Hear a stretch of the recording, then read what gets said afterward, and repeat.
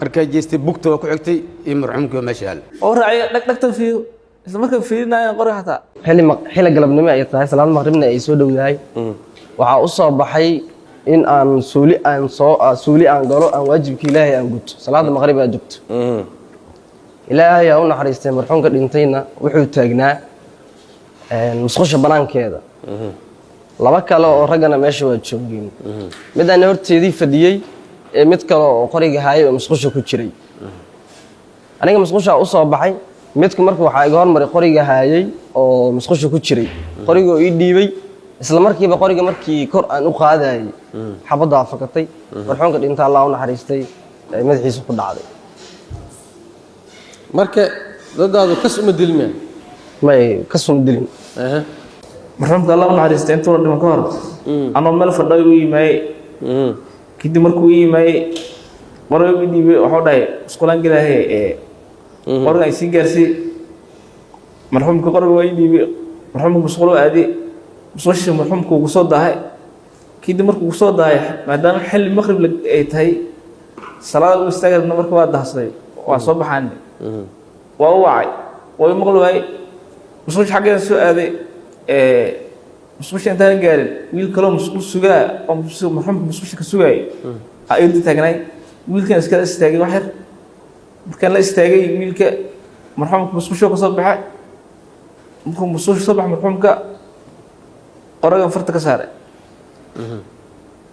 wiilkii musqul sugahayne musqusha uu aaday ninkan eedeysanaha oo ordaya maaday hebelow heega axmedow heega hormar u dhahay anka hormar u dhahay eedeysana dhahay axmed muusan maqlina musqusha iska galay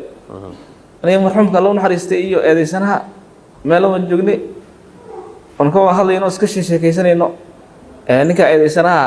waxa ka qaaday qorow wuxuu ka qaaday ninka la yiraahdo marxuumka oo ka qaaday Allah u naxariistay qorow ka qaaday cabaar iska sheekaysanay oo iska kaftamay iska qoslayna waxaan ka warhelay ninka ana qoriga taagay ismarkaan sii fiirinayna ninka xabadu ugu tiin marxuum markaas ninkan oo naxan waxa qabsaday qorow dhulka dhigay oo carro qolka xagiisa oo carro anigana waa soo baxay banaanka su'aadkii dijigan u sheegay ninkan qolow galay madaxu qabsaday gabar u tagay wuxuu dhahay wiilan dilay shiinaan dilu dhahay istijaal waa la qabtay waa la xiray sidaas ay wuxuu dhacantay maxaa kalifay inuu qoriga inta ka faga qabto oo ku aadiib maxaa kalifay والله فلان يقول لك طبعا انا حتى ما كشي هيك لا فلان ما تنك سوق قرق حبحت مرة ثانية قرق ما كون فرق او راعي دكتن فيه اذا ما كان فينا قرق حتى كل وين هو يعني ما هو dhaha markaas asaga markuu qoriga isku dhahay maxaa afka laga sheegaya انا مش كده اصلا واسك هادلي واسك عايز كشيغيسنينا انا اسك شيغيسن اسك مشغولسن ninkan qoriga lama filan ku raacay arka xabad ama ka tufray wiilkan waxa uga dalcaw saray si gudo ku jiray meel u dhacdo horta waxay xilli maqrib aniga waa fadhiyay meel fadhiyay waa soo kacay waxa mid tubada aniga wadaad kale taasla weysa qaadeen oo wada sheekaysanay marka waxaan maqlay qori raacsiis waa jeestay markay jeestay bugta ku xigtay iyo marxuumka meesha yaal